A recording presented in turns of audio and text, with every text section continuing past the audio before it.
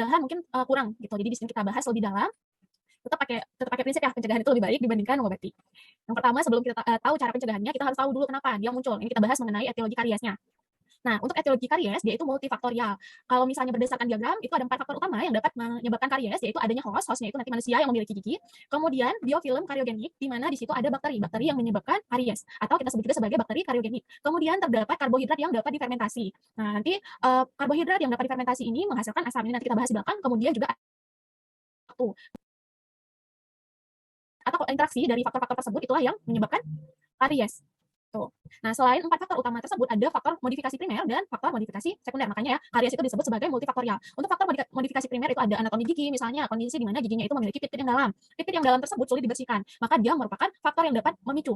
Salah satunya untuk menyebabkan karies. Kemudian saliva, apakah salivanya itu model encer atau model kering gitu. Kalau misalnya salivanya encer itu biasanya salivanya itu banyak. Nah, tipe-tipe orang kan beda-beda ya. Ada karena ada pasiennya itu salivanya banyak, ada yang salivanya sedikit. Kemudian nanti ada pH salivanya apakah asam, apakah basah gitu. Nah, itu juga dapat menjadi pemicu karies. Kemudian ada biofilm pH. Nah, ini berkaitan sama nanti plaknya gitu. Kemudian ada komposisi biofilmnya itu terdiri nanti dari bakteri-bakteri yang menyebabkan terbentuknya biofilm tersebut. Itu juga merupakan faktor modifikasi primer. Kemudian ada penggunaan fluoride. Nah, penggunaan fluoride ini dia menghambat terjadinya karies. Kemudian spesifik diet atau pola makannya gitu. Apakah pasiennya itu pola makannya lebih ke karbohidrat atau serat seperti itu. Nah, pasien-pasien yang lebih sering mengkonsumsi karbohidrat gula bebas contohnya glukosa, sukrosa. Nah, itu lebih mudah terjadi karies gitu. Kemudian oral hygiene apakah baik ataukah buruk? Pasien dengan oral hygiene buruk itu lebih mudah mengalami karies.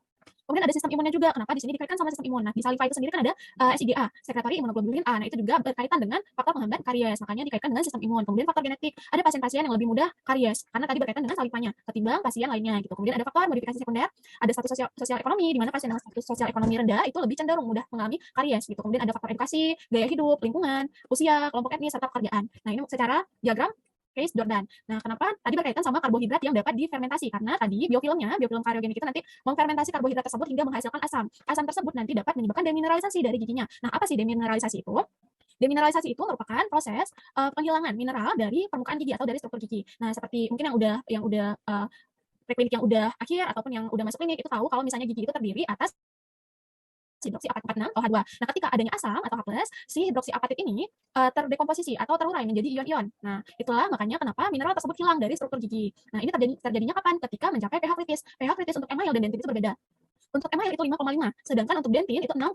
Maka dentin itu lebih mudah terdemineralisasi ketimbang email. Nah, jadi makanya kenapa kita harus sebisa mungkin mempertahankan struktur email karena dia lebih tahan terhadap asam. Tuh. Nah, di sini juga ada dibahas mengenai pH kritis dari hidroksiapatit dan pH kritis dari fluoroapatit. Nah, fluoroapatit ini apalagi? Tadi hidroksiapatit ini kalau misalnya dia terurai karena adanya asam dan pada saat terurai tersebut terdapat fluoride di area rongga mulut, dia dapat menjadi fluoroapatit. Nanti dia akan terbentuk kembali pada proses remineralisasi menjadi fluoroapatit. Nah, fluoroapatit ini dia lebih menguntungkan sebenarnya karena pH kritisnya itu adalah 4,5. 4,5 itu merupakan kondisi yang lebih asam ketimbang 5,5. Nah, itulah kenapa tadi juga salah satu penyebab penggunaan fluoride itu menguntungkan untuk karies gigi.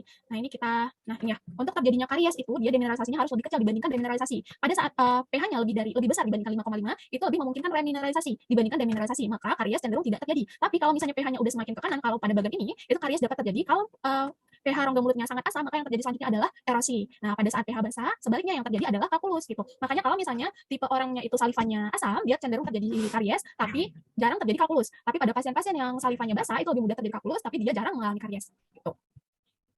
Ini selanjutnya. Nah, ini ada yang namanya karies balance atau kesetimbangan dari karies. Pada saat terjadinya karies itu sebenarnya tidak hanya terjadi demineralisasi, tapi terjadi pula remineralisasi. Gitu. Jadi di rongga mulut itu dia kalau terjadi demineralisasi itu nanti bakal diikuti sama remineralisasi. Remineralisasi juga bakal selalu diikuti sama demineralisasi, tapi nanti tergantung faktor-faktor yang ada di sekitar rongga mulut itu lebih mendukung yang mana? Apakah demineralisasinya, apakah remineralisasinya? Kalau dia lebih mendukung demineralisasi atau hilangnya mineral, maka yang terjadi adalah karies. Tapi kalau misalnya rongga mulutnya itu lebih mendukung terjadinya remineralisasi, maka tidak ada karies. Nah, di rongga mulut itu seperti ini.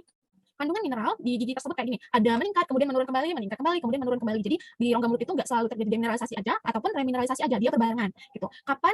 Nah, ini udah dijelasin ya, kalau misalnya remineralisasinya lebih mendukung remineralisasi, dia tidak ada karies. Nah, yang lebih mendukung remineralisasi itu apa? Faktor protektif apa aja? Aliran saliva dan komponennya. Kalau aliran salivanya banyak gitu, nah itu lebih mendukung buffer dari pH saliva sehingga salivanya itu tidak terlalu asam. Kemudian faktor-faktor remineralisasi, contohnya penggunaan fluoride, kalsium dan fosfat ini mendukung pembentukan kembali dari hidroksiapatit. Kemudian oral hygiene yang buruk. Nah, itu juga ya mendukung remineralisasi. Kemudian penggunaan strategi-strategi yang mendukung mikrobioma yang sehat. Contohnya penggunaan xylitol. Nah, xylitol ini dia walaupun manis, dia tidak menghasilkan EPS atau ekstra polisakarida. Ekstra polisakarida itu nanti menyebabkan terbentuknya biofilm. Nah, kalau xilitol ini enggak gitu. Maka kalau pasiennya suka makan makanan manis, bisa kita sarankan penggunaan xilitol. Tuh, kemudian ada strategi-strategi yang lain. Kemudian kalau faktor-faktor yang mendukung demineralisasi apa aja? Nah, ini di antaranya bakteri yang menghasilkan asam atau bakteri-bakteri kariogenik. Nah, itu masuk ke faktor patologis. Kemudian aliran saliva yang subnormal atau fungsi saliva yang subnormal. Subnormal itu apa? Di bawah normal. Jadi dia kurang gitu. Seharusnya aliran salivanya itu berapa liter per menit. Nah, itu kurang dari kondisi normal tersebut. Kemudian apalagi? Makan makanan atau minum minuman yang mengandung karbohidrat dengan sering. Kenapa? Ini nanti kita bahas di belakang mengenai kaitan frekuensi dari makan makanan atau minuman berkarbohidrat terhadap karies. Kemudian ini oral hygiene yang buruk udah pasti ya. Nah, ini selanjutnya, ini peran dia terhadap terjadinya karies. Kenapa bisa terjadinya karies? Karena ada karbohidrat yang dapat difermentasi. Karbohidrat yang mudah difermentasi itu apa aja? Itu disebut sebagai gula bebas. Di antaranya adalah monosakarida dan disakarida. Ini mudah dipecah oleh si bakteri-bakteri tadi. Gitu. Dia nanti akan menghasilkan efek lokal. Ketika terjadi fermentasi, akan menghasilkan asam. Gitu. Asam tersebutlah yang menurunkan pH oral, yang ujungnya menghasilkan demineralisasi. Gitu. Untuk si gula bebas ini terdapat di mana aja? Banyak ya, di makanan, minuman, baik itu yang buatan maupun yang alami. Gitu. Ini ada di madu, sirup, jus buah-buahan. Gitu. Banyak ya. Nah, ini proses fermentasinya dari glukosa nanti bakal melewati fase glikolisis untuk pemecahan gulanya. Nanti si bakterinya mendapatkan energi dari proses tersebut dan dihasilkanlah asam laktat. Asam laktat inilah yang menurunkan pH rongga mulut. Kemudian, nah ini peran dia terhadap terjadinya karies. Untuk konsumsi gula, nanti dia akan menghasilkan produk samping yang menurunkan pH menjadi 5 atau kurang gitu, sehingga lebih memicu demineralisasi. Nah, kemudian si sukrosa tadi atau gula-gula bebas tadi dengan glukosanya itu dapat menghasilkan EPS atau ekstra polisakarida. Ekstra selular polisakarida ini mempromosikan atau memicu perlekatan bakteri terhadap permukaan dental, sehingga nanti menghasilkan pembentukan biofilm tempat berkumpulnya si bakteri-bakteri tersebut dan memungkinkan terjadinya karies gitu.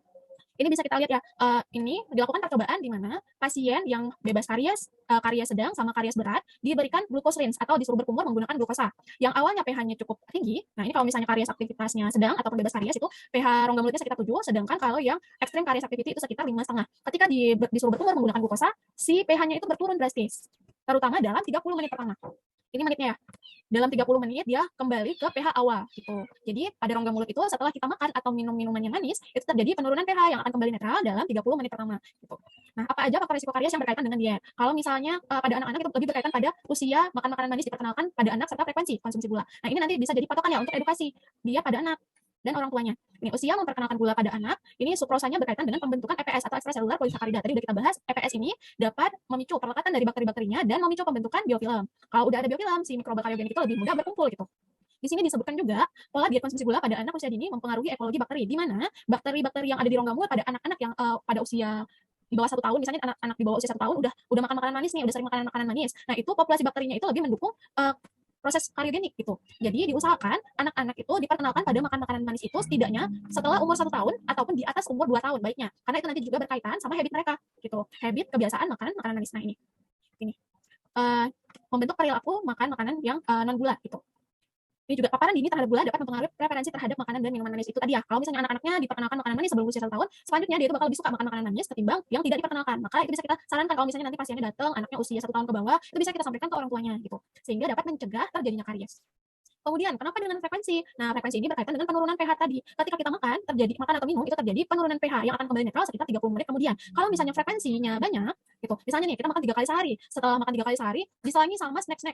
Antara makan siang, antara makan pagi ke makan siang itu kita makan snack 2 kali. Kemudian antara makan siang ke makan malam, kita minum minuman berkarbohidrat itu sekitar 3 kali misalnya. Nah, itu menyebabkan penurunan pH yang berulang-ulang, yang menyebabkan panjangnya durasi pH rendah itu menjadi lebih lama gitu di rongga mulut. Nah, itu lebih memicu karies dibandingkan hanya 3 kali makan per hari. Gitu. Ini juga bisa kita jadikan bahan edukasi ke orang tua pasien. Jadi kita sampaikan ke orang tua pasien bahwa baiknya kalau misalnya pun mau dikasih snack tidak jauh dari waktu makannya gitu. Jadi penurunan pH tersebut tidak berulang-ulang seperti ini, tidak jadi terlalu panjang gitu.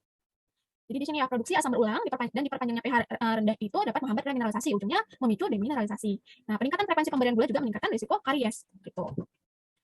Ini kaitan dengan frekuensi. Kemudian ini pencegahan karies secara umum berdasarkan umur ya. Kalau misalnya 0 sampai 5 tahun itu pencegahan kariesnya gimana? Kita lakukan edukasi. Di antaranya edukasinya itu konseling diet. Kita bahas mengenai apa yang udah kita ketahui tadi, mengenai frekuensi, mengenai pengenalan dari pola dietnya, kemudian kenapa makan makanan manis itu dapat menyebabkan gigi berlubang gitu ya. Kemudian pada usia tersebut juga dilakukan terapi. Terapinya apa? Di antaranya menggunakan pasta gigi gitu. Ini berkaitan dengan menyikat gigi. Kemudian dilakukan juga aplikasi fluor topikal. Ini nanti kita bakal bahas di belakang mengenai penggunaan fluor topikal. Kapan aja? Nah, itu sekitar 6 bulan. Tapi nanti tergantung ya. Tergantung dari resiko karies pasiennya. Ini nanti kita bahas juga penilaian resiko karies berdasarkan AAPD. Kemudian kita minta untuk kontrol tiap 6 bulan. Jangan lupa instruksikan pemeliharaan oral hygiene melalui orang tua, karena di sini anak usia 5 tahun belum bisa melakukan pembersihan rongga mulut sendiri gitu. Sikat gigi juga dengan pengawasan orang tua. pada pasien di atas 5 tahun atau 5 sampai 12 tahun itu sama ya dilakukan konseling diet, tapi tidak hanya pada orang tuanya aja, ke pasiennya juga udah bisa disampaikan gitu. Kemudian terapinya sama, ini ada pasta gigi, flap topikal tiap 6 bulan, tapi bisa ditambahkan obat kumur. Karena pasien-pasien umur 5 tahun ke atas itu dia refleks muldahnya udah lebih baik ketimbang pasien di bawah 5 tahun. Kemudian untuk kontrol tiap 6 bulan, itu dilakukan instruksi OH pasien, sikat gigi masih dengan pengawasan orang tua, dan dapat dilakukan silen, karena di atas usia 5 tahun itu gigi permanennya udah mulai erupsi. Maka untuk pencegahan karies pada gigi permanen kita lakukan silen. Ini juga nanti bakal kita bahas di belakang. Nah, kalau misalnya udah di atas 12 tahun nih, ini udah lebih ke pasiennya, kita lebih tekankan pada pasiennya. Walaupun konseling dietnya itu masih ke orang tua dan pasien. Kemudian untuk terapinya sama ya dengan yang usia 5 sampai 12 tahun tadi. Kemudian untuk kontrol 6 bulannya juga sama, tapi instruksi OH-nya udah lebih ke pasien, sikat giginya juga udah lebih ke pasien, kita lakukan silen, dan di sini bisa kita ajarkan pasiennya untuk flossing. Nah, ini untuk penilaian resiko karies, ini berdasarkan AAPD, American Academy of Pediatric Dentistry. Jadi pertama, ada pencegahan karies yang lebih subjektif gitu, tergantung pasiennya. Ini kita lihat dulu berdasarkan penilaian resiko kariesnya. Apakah resiko kariesnya itu rendah, apakah dia sedang, apakah dia tinggi. Nah, ketiga resiko ini nanti penata laksanaannya berbeda-beda gitu. Nanti untuk kontrolnya, kalau yang resiko tinggi itu lebih sering ketimbang yang resiko rendah. Nah, apa aja yang dilihat? Kalau misalnya dia memiliki resiko tinggi satu aja, nah itu sudah dianggap sebagai resiko tinggi. Tapi misalnya yang yes itu adalah resiko sedang dan tidak ada resiko tinggi, itu kita pilih yang resiko sedang. Maka pasien tersebut dia itu overall assessment-nya atau penilaian secara menyeluruhnya itu adalah yang sedang. Jadi kalau misalnya ada beberapa yes, misalnya ini yes, kemudian ini yes, kemudian ini yes juga gitu. Maka yang kita anggap pasiennya itu adalah yang resiko tertinggi gitu ya. Apa aja resiko tingginya? Resiko tingginya itu kalau misalnya pasien di bawah 5 tahun memiliki karies dental yang aktif gitu. Kemudian pasien-pasien yang orang tuanya atau walinya itu hidup dalam kemiskinan. Kemudian pasien yang ada paparan mengandung gula, paparan makanan mengandung gula lebih dari 3 kali sehari. Nah, ini berkaitan sama tadi ya, frekuensi pemberian gula. Kemudian kalau misalnya anaknya itu menggunakan botol mengandung nih gula. Jadi misalnya pasien itu minum susu botol gitu, menggunakan botol gitu di antara jam makan atau jam tidur. Nah, ini kan juga meningkatkan tadi paparan terhadap gulanya tadi. Maka ini juga termasuk sebagai resiko tinggi. Kemudian apalagi kalau misalnya pasiennya itu ada white spot atau ada karies. Nah, itu langsung masuk ke yes, high risk. Kemudian kalau misalnya udah ada tambalan atau ada gigi yang hilang akibat karies itu juga masuk ke resiko tinggi.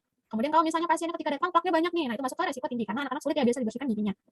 Kemudian kalau misalnya risiko sedang apa aja? Kalau risiko sedang itu mencakup ini pasien yang imigran baru pindah dari negara lain misalnya, atau misalnya pasien-pasien yang berkebutuhan khusus. Pasien yang berkebutuhan khusus itu kan lebih sulit ya, yaitu untuk dapat membersihkan dirinya sendiri, maka dia masuk ke risiko sedang. Nah, kalau yang risiko rendah itu apa aja? Pasien-pasien yang hanya biasanya itu di bagian ini faktor protektif, yaitu pasien yang minum minuman berfluoride, kemudian dia itu ada suplemen berfluoride juga mengkonsumsi suplemen berfluoride, kemudian pasien yang menggosok giginya dengan pasta gigi berfluoride, kemudian dia juga mendapatkan fluoride topikal dari dokter gigi misalnya, kemudian dia melakukan perawatan gigi reguler di rumahnya gitu. Itu masuk yang low risk. Dengan catatan tidak ada yang faktor high risk dan moderate risk.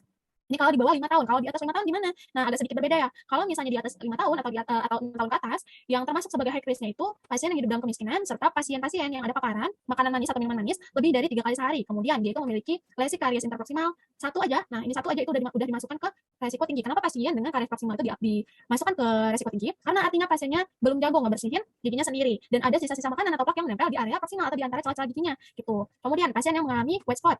Nah, ini tandanya dia demineralisasinya lebih tinggi dibandingkan remineralisasi. Kemudian pasien yang memiliki aliran saliva rendah. Gimana cara kita tahunya? Ketika kita lakukan pemeriksaan, salivanya itu tampak berbusa gitu. Rongga mulutnya terlihat kering. Nah, itu artinya aliran salivanya rendah. Itu masuk ke resiko tinggi. Nah, kalau yang resiko sedang apa aja gitu? Pasien imigran, pasien dengan kebutuhan khusus sama kayak tadi ya. Kemudian ada tambahan lagi, pasien dengan restorasi yang udah rusak itu masuk ke resiko sedang. Kemudian pasien dengan penggunaan piranti intraoral. Contohnya piranti ortodontik lepasan. Nah, itu masuk ke resiko sedang karena adanya piranti tersebut menyebabkan pasiennya itu lebih sulit membersihkan giginya atau pembersihan giginya itu jadi kurang optimal. Makanya dia masuk ke resiko sedang. Tuh, kemudian untuk resiko rendahnya apa aja ini sama ya, kayak yang di bawah 5 tahun tadi.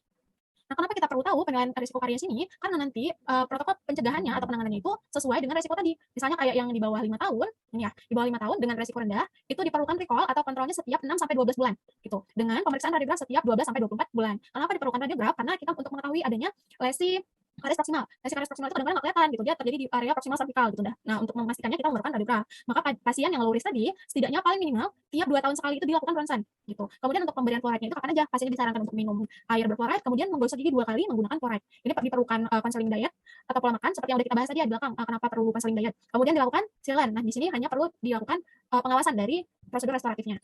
Kemudian kalau resiko sedang, itu recall-nya atau kontrolnya itu lebih singkat. Di sini tiap 6 bulan, kemudian radiografnya itu tiap 6 sampai 12 bulan. Gitu ya. Kemudian untuk pemberian fluoride-nya itu lebih banyak ketimbang yang low risk, di mana di sini ada tambahan pemberian suplemen fluoride serta pemberian topical fluoride tiap 6 bulan sekali. Tuh. Nah, ini untuk konseling diet sama silen sama ya. Ini dilakukan pengawasan aktif dari white spot. Biasanya kan untuk resiko sedang itu ada white spot-nya, kemudian merestorasi lesi karies yang udah terjadi. Kemudian untuk yang resiko tinggi itu dilakukan recall tiap 3 bulan sekali. Nah, ini jauh lebih singkat ya kontrolnya. Kemudian radiografnya juga setiap 6 bulan gitu untuk mencegah pembentukan karies baru. Untuk pemberian fluoride-nya, ini yang 3 di awal sama, tapi untuk pemberian topical treatment-nya itu lebih singkat, 3 bulan sekali. Nah, kemudian juga pada pasien-pasien yang sudah ada lesi kavitas, itu diberikan silver diamine fluoride untuk menghentikan kariesnya. Tuh. Nah, ini sama ya untuk counseling diet, silent sama restoratifnya sama dengan yang resiko sedang. Kalau yang di atas 6 tahun gimana? Nah, ini sama aja, sama yang tadi. Yang berbeda itu mungkin sedikit di sini. Diharuskan untuk menggosok gigi dengan 0,5% fluoride gel. Jadi ada patokannya. Pasta fluoride-nya itu, pasta gigi fluoride itu yang berapa? Tuh, selebihnya sama aja dengan yang kurang dari 5 tahun. Nah, ini kita bahas satu-satu mengenai instruksi OH-nya, kemudian counseling diet-nya, kemudian nanti total aplikasi fluor. Yang pertama, yang paling utama ya, menggosok gigi. Ini yang paling simpel dikerjakan di rumah. Nah, kapan sih anak itu harus menggosok gigi? Nah, ini kita juga harus kasih tahu ke orang tuanya. Gitu. Gigi anak harus disikat sejak gigi pertama erupsi. Gimana caranya? Apakah harus menggunakan sikat gigi? Enggak perlu gitu. Itu cukup dengan kasa ataupun kain yang dibalutkan pada jari orang tuanya. Gitu. Baru nanti dijalankan ya di gusi pasien. Tuh. Sebelum anak erupsi giginya itu juga bisa langsung dilakukan gitu. Karena kan pasien anak itu yang belum ada gigi juga mengkonsumsi susu, kadang-kadang susu yang susu bubuk gitu. Nah, itu kan nanti dapat melekat pada rongga mulutnya gitu. Kemudian anak dibantu orang dewasa untuk menyikat gigi hingga 8 sampai 10 tahun. Bagusnya kayak gitu. Tapi kalau misalnya di atas 5 tahun dia udah mulai menyikat gigi sendiri dan orang tuanya dapat memastikan dia menyikat gigi dengan bersih, maka nggak apa-apa dilepas gitu. 2 kali sehari ya tetap. Anak di bawah 3 tahun jumlah pasta giginya sebanyak mana? Bukan smear. Rata. Tidak sedangkan untuk anak 3 sampai 6 tahun untuk anak di atas 3 tahun atau 3 sampai 6 tahun itu sebesar kacang polong, ya, kacang polong.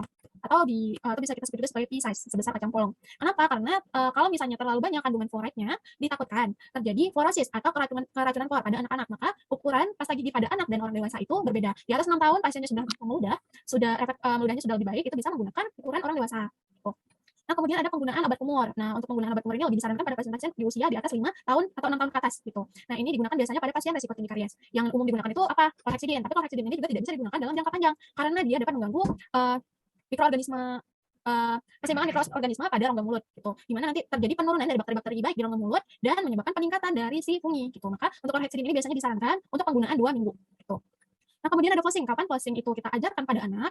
Biasanya pada anak SD itu udah bisa diajarkan, anak di atas 6 tahun. Tapi kalau misalnya anak di bawah 6 tahun, anak usia prasekolah, ini membutuhkan bantuan orang tua gitu. Karena mereka itu lebih sulit mengontrol benang flossnya.